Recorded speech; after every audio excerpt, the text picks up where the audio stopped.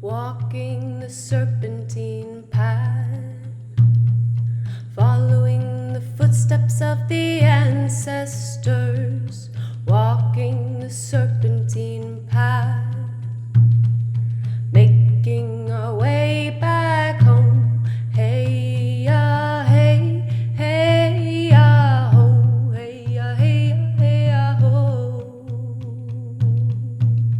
Hey ya, hey, hey ya, ho. Following the serpentine path.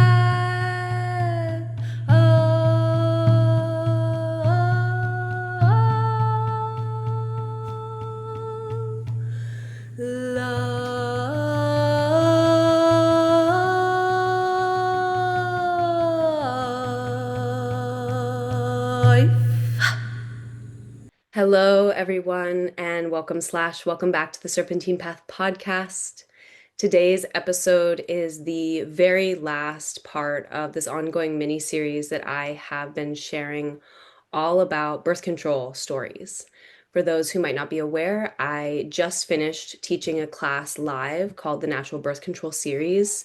It is a class all about natural pregnancy prevention, so learning how to transition off of hormonal contraceptives and IUDs, learning all about menstrual cycle education, and learning how to observe your biointuitive natural fertility signals so that you know when it's possible to get pregnant and when it's not. And then working with herbal allyship, so plants for pregnancy prevention and conscious contraception practices as well.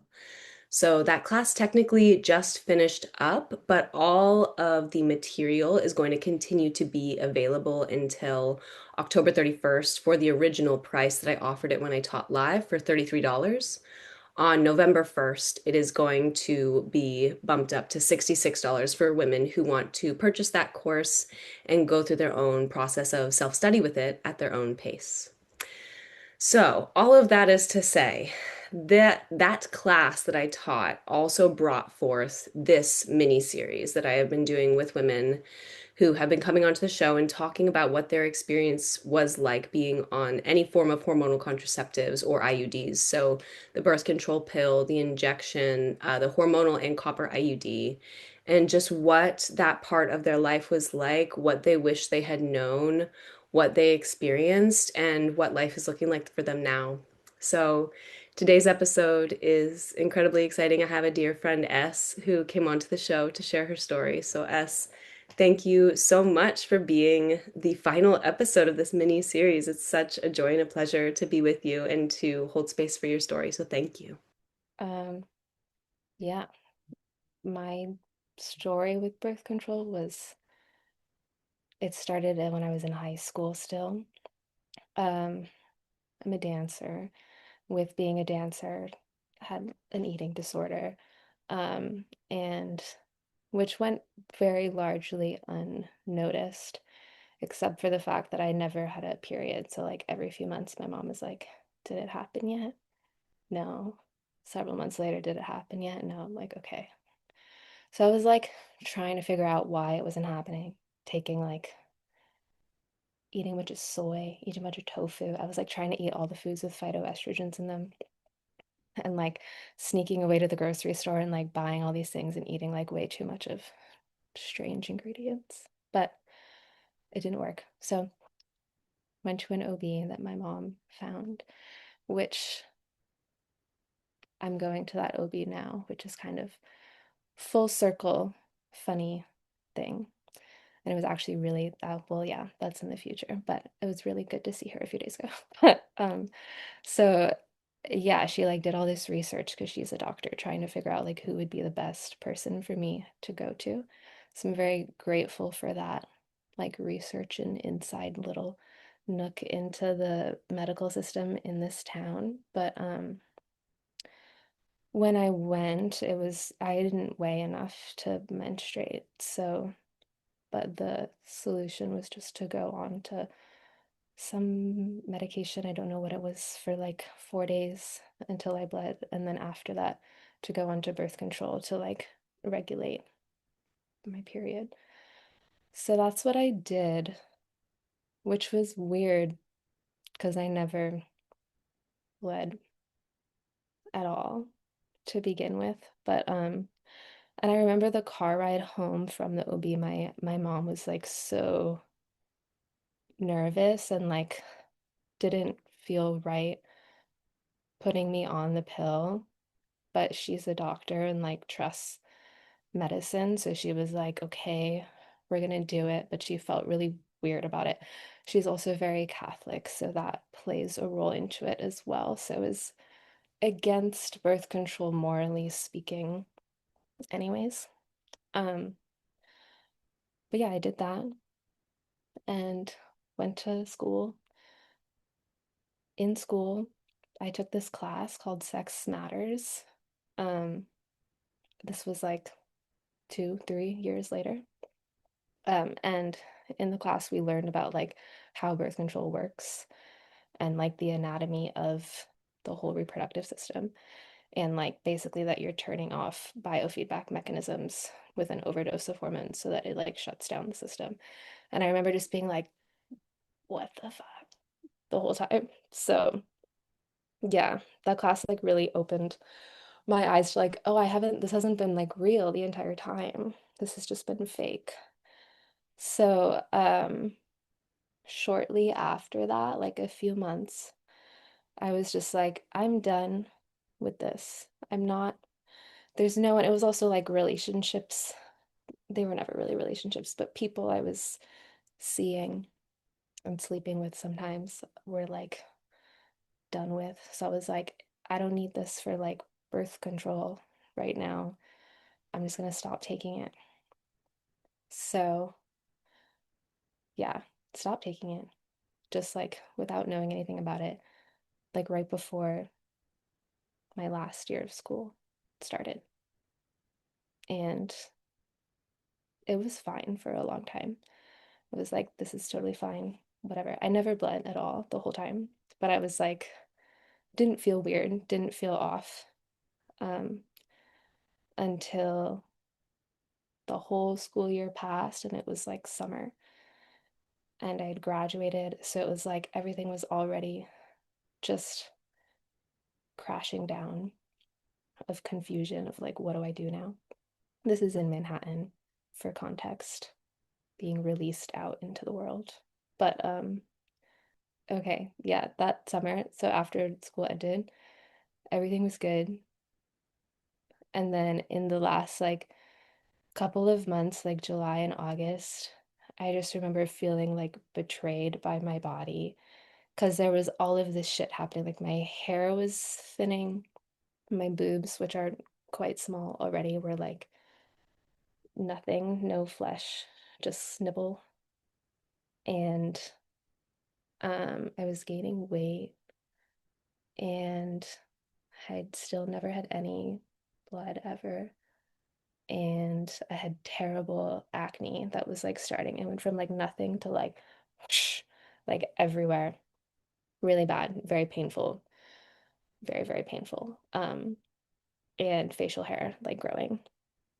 And I just felt like I didn't know who I was. I was like crying all the time. And it was like, I don't know if it was just because of the time of like transition of so many things, but yeah, it was not a good time. I was crying all the time. I was horny all the time, but like I didn't want to be, which was very confusing as well. Because I was like, I don't want to do this right now or feel like this right now. Like, make it go away. Um, and but what really like made me look into what was going on was the acne because I was like embarrassed to walk out in public, basically. And people that I had seen before would be like, what happened to you? Like, what's wrong when they saw my face? Um, so I pretty much just like was living by myself at the time. My like dear, dear, dearest, dearest friend ever. We were also like not talking at the time, so that was not helpful either. Um, so I was by myself, crying to sleep because my face hurt to like lay on a pillow. It was just like burning skin all the time and hang out with children all the time, which was that part was great. I was teaching at a preschool, so I was just like, I'm just gonna hang out with 3 and 4 year olds. They don't judge what's like what my face looks like. Like they thought it was funny. They'd be like, "Oh, what's this?" Dee dee dee, and, like touch the pimples. But yeah. So I started doing a ton of like research into food and just like looking at what other people I could find online that had a similar experience coming off of birth control. And I don't remember what the website was called now, but it was just like this huge like blog of women telling their stories of things, which was very helpful to me, where I was like, I'm not crazy, basically, because I felt like I kept saying, like, this is what's happening. And I went home at some point, and my mom is like, why do you have such bad acne? I'm going to get you into a dermatologist, and gave me a cream that, like, just made it burn more and things like that. So, went to the OB, and she was like, you test fine hormonally. Like everything looks normal. You don't have PCOS. They thought I might have PCOS and was like, just go back on to the pill. And I was so like desperate at this point that I was like, okay, fine. So I went back on it, but that I also kept doing research about diet and nutrition and things. So and threw away every face product I had, like all at the same time. So there was like a ton of things happening where it was like I was going back onto birth control. Um, I had stopped eating any added sugar, dairy, started eating breakfast, which I wasn't doing before. I would make eggs and dandelion greens like every morning, like the bitters. Um, and yeah, and just was like going with that. My face got better. Everything like I was like, okay, I feel more like myself again. And even though like a bunch of lifestyle change things happened, I was also going back on the pill. So I like didn't really know why it happened, like what was helping what. Um, and then I was just too scared to come off of it again for a long time. Yeah, I just so relate to a lot of parts of it. You know, it's interesting because a few episodes back with another woman, Zoe Galley, she came on and she had a very similar story. She was also a dancer and was very low body weight. Many dancers, myself included, struggle with eating disorders. I would say probably every dancer struggles with an eating disorder in some capacity, right? And the impact that that then has on your menstrual cycle is, you know, directly linked. It's a story that I hear very often because I'm a dancer and because I've been surrounded by dancers my whole life, right? And so it's one that certainly mirrors my experience, and I really understand the whole part about the acne. I mean, my acne since I was like 16, probably has been really on and off. I've had times where my skin is like totally clear, glowing, beautiful. And then I've had times where I've literally had to go on Accutane. I was put on Accutane and spironolactone and doxycycline and every single topical you could think of. And I have been through it with my skin, and I have been through it with the process of just like feeling ugly, just feeling like absolutely disgusting, like not being able to look at my face in the mirror for a whole year straight. You know, like it has been really, really challenging. It's also been my greatest teacher and my indicator that something is going on internally that's being expressed externally. And when we're talking specifically about the impact of hormonal contraceptives, when you're looking at like an organ system level, there's a lot of things going on. I mean, it messes with your digestion and your digestive system, your ability to actually absorb nutrients and be nourished by the food you're eating. It messes with your hunger cues because it's affecting your hypothalamus, which is responsible for rest and digest. It is messing with your liver, especially because you have all of these like excess of synthetic hormones that is putting so much unbelievable pressure on our livers. And our livers, whenever there's any kind of like overload or stagnation with the liver, that shows up in our skin. So it shows up with acne, sometimes it shows up with eczema, psoriasis, like they're very connected. And that wasn't something I learned for a really long time. It was when I started learning a little bit more about Chinese medicine and the connection between the liver and the skin and working with different herbs, like you mentioned, the dandelion leaves, dandelion roots. There's other herbs that are really supportive as well. But when I started working with that, I was like, oh, like so much of this is my liver. And then the livers are also going to be connected to our kidneys because our kidneys are going to be then responsible for like continuing the blood filtration process that the liver started. And so then you have women who are like put on things like spironolactone for their acne, but spironolactone really damages your kidneys. And so then it's like this whole medical loop that I was in for years. And I was at the same point that you were at. Like I was so desperate. I had so many people asking me like what happened? Like you are naturally a really beautiful woman and like essentially why did you get ugly? Like that was like what I was reading like you were once pretty and now you're ugly. And that fucking sucked. I was like, I'm not ugly, but I feel ugly, you know? It's the worst feeling in the world. And it's also that something you talked about of like when you were in that class in college, I think you said it was called like a class like Sex Matters, where they talked about hormonal birth control and what it's actually doing to you and shutting down your body. And so then that's a really intense thing to learn as a young woman who's in like her late teens, early 20s, away from home, coming into her own sense of individuation, thinking that you're getting a real menstrual cycle, thinking that your body is doing what it's supposed to do. And the words that you used were like, this isn't real, like, this is fake. And that's a really shocking thing to feel like your body is lying to you, to feel like your body is betraying you, to feel like you can't trust what's happening in your body. Like it's just severing of intuition and disconnection. And it's like you're just realizing how gaslit you're being by your own body. It's really um, just disorienting and it's scary, you know? And then you were talking about later on after you had gone off of it for a year and you just were in this intense state of transition and not knowing what's going on and your body is continuing to betray you, like it's not operating in the way that you know it's meant to when you tap into your sense of womanhood and it just feels really defeating. That's how I felt. I felt really defeated and betrayed in so many ways and like broken and just like, what do I do? And frantic and urgent. Like, I just didn't have any resources to explain to me, like, what is post birth control syndrome? And how do you actually regulate a cycle through your diet, through like nutrition? How do you regulate it through working with different herbs? How do you regulate it with different daily practices, like your movement practice, getting enough sleep, like getting a good circadian and infradian rhythm? All of that, like no one ever taught me. No doctor ever taught me. I had to figure it out on my own, mostly through so much suffering, you know? And I think that's the common story with so many women. So, yeah, that's all just to say my heart is really with you and it fucking sucks. It sucks so bad. Um, yeah, yeah. That's all I have to say for now. Go ahead and continue on with part two.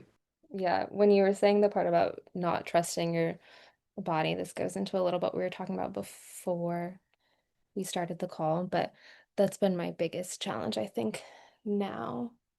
Spoiler alert is that I'm pregnant. Because I just like I have to keep reminding myself like my body like knows what it's doing and that like my baby's okay.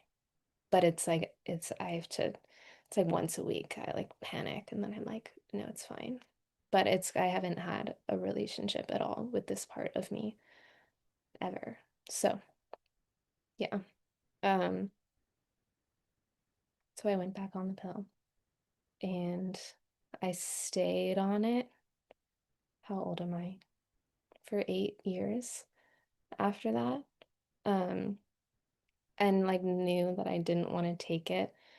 I like felt like I was taking like this little, I was like poison like every day. But I was like, whatever, I don't know what else to do right now about this. Um, so because I knew that it took a lot of, I knew it was going to take a lot of time and effort to learn more about how to balance out and like reactivate my reproductive system, and that I didn't have the time to learn about how to do that or just the energy to put in the effort to do that. until some future time that I didn't know. So I was like, we'll just wait, we'll just wait, we'll just wait. And during COVID, I guess was like the next kind of shift a little bit, like shift in the right direction, is that I signed up for grad school online for integrative and functional nutrition is like the official title. So I started doing that, and it's been a very long, slow process, but I did finish and have like a master's in that technically as of this year, as of I think December last year, like a year ago. Um, and that was just like like all the information that I wanted of like confirming that food affects everything, like your emotions, your health, your every system that exists in your body. Like, and they didn't talk about how it affects the reproductive system, but at least I like knew how to read research and like food science and like whatever, like everything, like understood everything that was going on. Um, and so that, yeah, once I graduated, which was December, I was like, okay, now I'm gonna learn about how I can apply things that I know about food to the reproductive system. So like right after finishing, basically, I like bought all of these books. I've been keeping a list on my phone for the 8 years about every single thing that I ever came across that was about like your reproductive system and balancing hormones and like whatever. Just this ongoing list of resources that was like one day I'll look at that, one day I'll look at that. And then once January hit, I was like, okay, buying all of these books, downloading all these things onto my computer, and just like delved into that world, which felt really good because, in school you're like learning things you don't necessarily want to learn, even though it was a topic. Nutrition is like a wider topic that is great, but it felt much more applicable to like what I needed now. Um, and yeah, so I started doing that.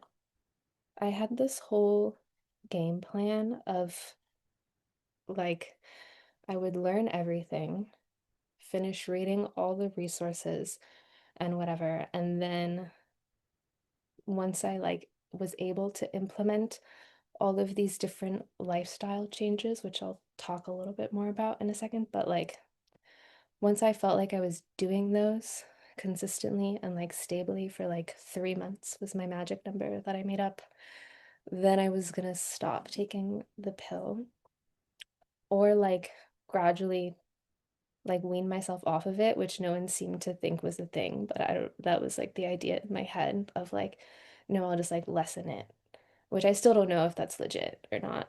But that's what I was like, that makes sense to me. So I'll do it like every other day and then like start cutting the pill in half. Like I don't know. I had this whole thing. And maybe you know more if that's legit or not. I have no idea. And yeah, so that was like my whole plan.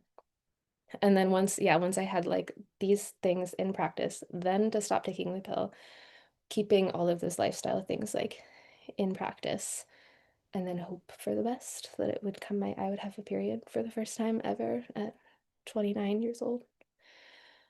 So,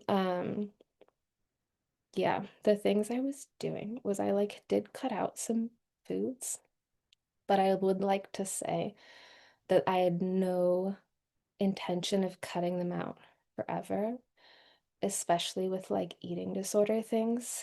Like a huge part, I think, of like my healing of that is not restricting anything. Like ingredients, amount, time of day of eating, like whatever. I guess it falls kind of under the guise of intuitive eating, but yeah, I hate cutting out anything. I have celiac disease already, so I have to cut out gluten, which is not a choice. But yeah, it's hard to breathe lately. I think that's my my main like when I talk a lot, this is why I stopped teaching Pilates. When I talk for like 5 hours straight of these privates, I'd hit a moment where I'm like, I can't breathe. Um, anyways, I'm having that right now. Talking is hard. But yeah, I yeah, gluten was already out, and then it was like dairy, alcohol, caffeine, added sugars, unhealthy like fats, refined oils, processed foods.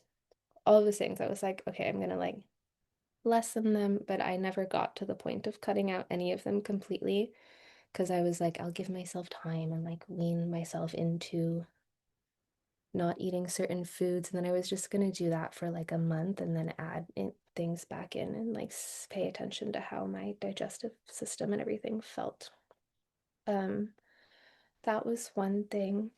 Circadian rhythms was another thing. I started like wearing blue light glasses at like 8, so, and then trying to go to bed and wake up around the same time, infrared on my belly. I was doing that like twice a day. And what else was going on? A lot of sweating, like going sitting in the sauna a ton for like liver detoxing and things, and trying to like move more and like exercise more. And then the big thing is I started going to acupuncture, which I think was like super helpful just to like have someone that I trusted that I could like tell what was going on to, that was like on the same page of like helping me have a period again, and like basically like believed my story of birth control like wasn't what I wanted to do and wasn't gonna question that or anything. So I adored her. She was great. Um, so yeah, I was doing acupuncture every week and also like implementing some Chinese medicine food things that she recommended of like bone broth, liver, red meat, dark colored beans, seaweed, like all of like the blood inducing foods within Chinese medicine. Was trying to like eat those a lot. So I was just like going. It was like doing like everything I could think of at once, but still taking the pill. It was like once I feel like I'm doing this, I'll stop. And then the pharmacy magically ran out of the birth control I had been taking for like a decade or more. So it was like, okay, refill. It's a new brand and a new dose of the hormones. And I was like, whatever. It's like supposed to be the same thing. I'll just like keep taking this new one. And that month, I started to get like really bad chest pain, which is scary because at this point I had read a lot about birth control and like knew all of the bad things that it can do to your body essentially. And a lot of them are like heart related and blood clots and stroke. And so, yeah, like moving and having like a knife stabbed where my heart is, I was like, that's not normal.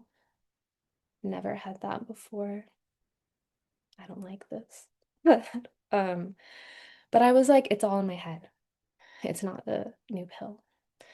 It's just, I'm just imagining it because I have a tendency to imagine things. At least I don't think I do. I think that's what people tell me.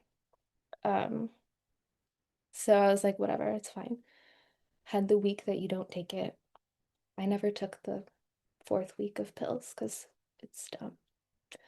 But had that week where I didn't take it. And then on Sunday night, the next week, I was like, okay, now I like start the new pack. And I took one pill.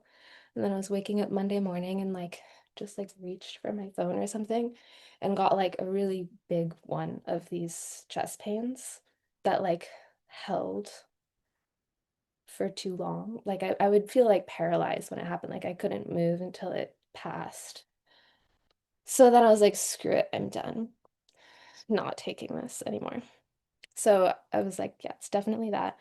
Stop taking it for real and like kept doing all of those things that I mentioned. Um, and taking a bunch of like herbal supplement things, which I was comfortable doing because of like my nutrition background. Like I could look up if there was any interactions happening between things and stuff like that. But in general, I like kind of was treating myself as an experiment. Like I didn't have anyone guiding me do this. So I would never really tell anyone to take all the herbal things that I was taking. Even though I do think they were helping. I was like, I didn't know what I was doing. I was just like, whatever. It's my body. I'm just gonna like try. I can figure out if it's harming me, like in a very clinical way of like looking up things. So I was comfortable doing that for myself. And then I like kept going to acupuncture, and like every week she's like, "Have you anything happened? Anything happened?" I was like, "No, no, no, no." I bought a journal and was like writing. The most beautiful cycle journal I've ever seen. It was so pretty. I'm kind of sad I don't get to use it anymore. Well, I could in a different way, but it's I was doing that. I was taking my temperature every morning. I did feel like really lucky, backtrack to my mom, that she's always taken her temperature and like hand charted a graph as her way of birth control. So I like grew up watching her do that my entire life. So there was never a part of me that felt like I needed to take it for birth control. It was like I was taking the pill to not have acne or not feel crazy, essentially. But so I started doing that, and like I'm gonna like track my cycle and figure out how things change like emotionally, sexually, whatever, like see if I can find a pattern of something. Um, and I did feel like I had a week that was like felt like I should be ovulating. Um, but then I still never bled. So I was like, okay, that wasn't it. Maybe it was just like a little shift, but it'll come eventually. And um, fast forward a month and a half from then, I was having like really sore boobs all the time. And another little like nugget of wisdom that came in is my Pilates background, because I'm really into prenatal Pilates, like pre-postnatal. And one of my old coworkers in the city is like, I would say like a master at it without sounding too dramatic, but she's super knowledgeable in like how to do Pilates to help when you're pregnant, and how to like basically practice pushing without putting like too much pressure on your pelvic floor and like whatever. She's very knowledgeable about all of that and like all of the anatomy of things too. So I remembered when I did like a pre-postnatal Pilates workshop with her, she was like, as soon as you get pregnant, like within a week or two, like your breast tissue starts changing like immediately. And then I like kept thinking about that, and I was like, what's happening? Like I couldn't even let anyone hug me because just like the tiniest bit of contact, I was like, too much sensation. So after like a week or two of that, I like secretly bought a pregnancy test on the walk home and just kind of like sat with it and drank some wine and didn't take the test. I was like, I'll wait till the morning for that because this is the end of this bottle of wine. I don't want to throw it out. So, yeah, and then I took it the next morning and it was like super, super positive, like thick, big line. And then I took it again because I didn't believe the test. And yeah, now I'm 6 months pregnant, and here we are. And I still have never had a period to this day. I'll be 30 at least by the time that it happens. Um, yeah. Oh my goodness. Really full circle, especially as you were talking about how like you went to the OBGYN currently as a pregnant adult that you went to when you were, a teenager. Very full circle. And what I would say is it was so funny as I was hearing you tell the story, like your desire, your goal, your intention was like get my bleed back, right? Like come back into an understanding of, well, technically get my bleed for the first time because you'd never experienced it.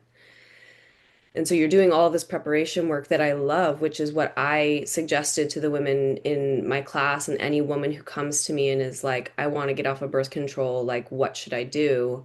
My very first piece of advice is don't quit the pill cold turkey. Don't do that because that's what I did actually, and that's what created such terrible post-birth control syndrome. Like all of the physical symptoms, emotional symptoms, spiritual experiences, like everything that I went through after quitting the pill cold turkey was because I didn't prepare and repair my body. And so I love that you took all of that time to be implementing like changes in your diet, to be working with herbs that you intuitively felt like, no, I feel like this is definitely supporting me. Going to acupuncture for sure. I love acupuncture. I think I first started going to acupuncture when we were in college because like I was having really bad pain in my back and like it was the only thing that helped with the symptom relief. And just traditional Chinese medicine in general, their understanding and framework of the female reproductive system, and especially the impacts that both hormonal contraceptives, but also like bioidentical hormonal replacement therapy for women who are like perimenopause, postmenopausal women who are struggling with those kind of symptoms with their reproductive care. I think traditional Chinese medicine, also Ayurveda, is like super, super helpful. There's a lot of different um what's the word? Like medical lineages, medicine lineages that I really love and support. And I think that they're all very beautiful to interweave in whatever way works for your body, whatever translation works the best for you. And so I just think it's funny that you were like doing all of this stuff because you're like, all right, I'm ready to bleed, I'm ready to bleed. And Spirit was like, no, you're ready for a baby. Like that's actually what happened. And what I think was an important thing to share about kind of this experience is that it's very much akin to a lot of women who after birth obviously they don't get their bleed for a while. Some women get their period back pretty immediately. Some women within just like a month or two. Sometimes it comes back very quickly. Sometimes it takes women like a whole month or a whole 9 months, a whole year, sometimes 2 whole years, depending on breastfeeding. Like there's so many different changes that occur. And within the postpartum period, it's a big state of confusion for women of just kind of like, where is my cycle and where is my orientation? Like, I've been pregnant for these whole 9 months. I gave birth. I'm a new person. I'm a mother now, and I don't have my cycle. I don't know what's going on. And what a lot of women forget is that in order to bleed, you have to ovulate first. And so the signal that your body is going to translate to you first is the signal that you were talking about, where you like had a week where you were like, I feel like this is ovulation. That was ovulation because that's when you got pregnant, right? Like you did get your cycle back. You didn't bleed during that cycle because you got pregnant immediately. Which, what I would say, I think that that's an incredibly hopeful story to offer to women because oftentimes when you go off of the pill, it can take you sometimes like up to a year and a half, 18 months to regain like a regular cycle of like bleeding every single month.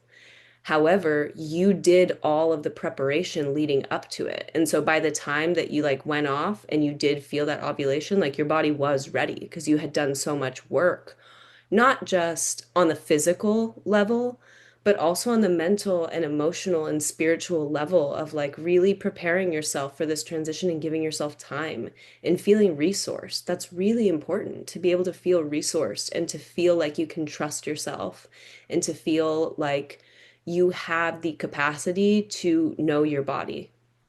So I think that that's like both hopeful for women who are maybe in a similar position to you of like, I don't know if I'll ever get a real bleed.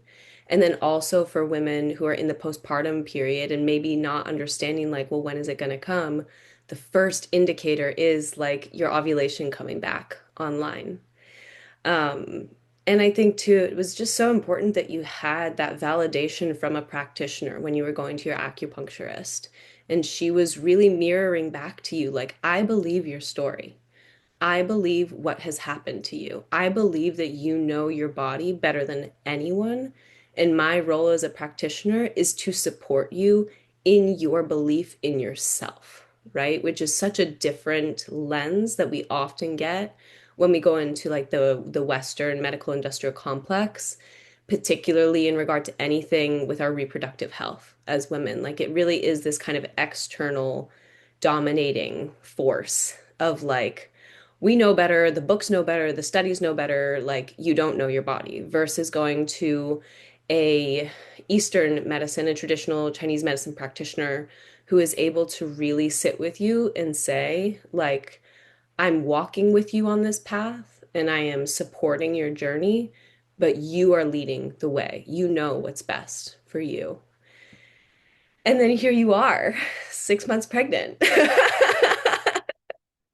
which is just incredible. I mean, it's incredible the female body, how resilient it is, how powerful it is, how capable it is in coming back into alignment with fertility, with vitality, even after everything that you've been through. Like, I can only imagine how affirming it must feel to know that your body's not broken, that there's nothing wrong with you, that you are a fertile woman, right? Like, that's an incredible, I don't want to say accomplishment, but it's an incredible feeling to know, like, I do know my body after all this disconnection, after all of this, like, dis-ease in my spirit, in my blood, in my womb. Like, I do know my body. I know what I'm capable of as well.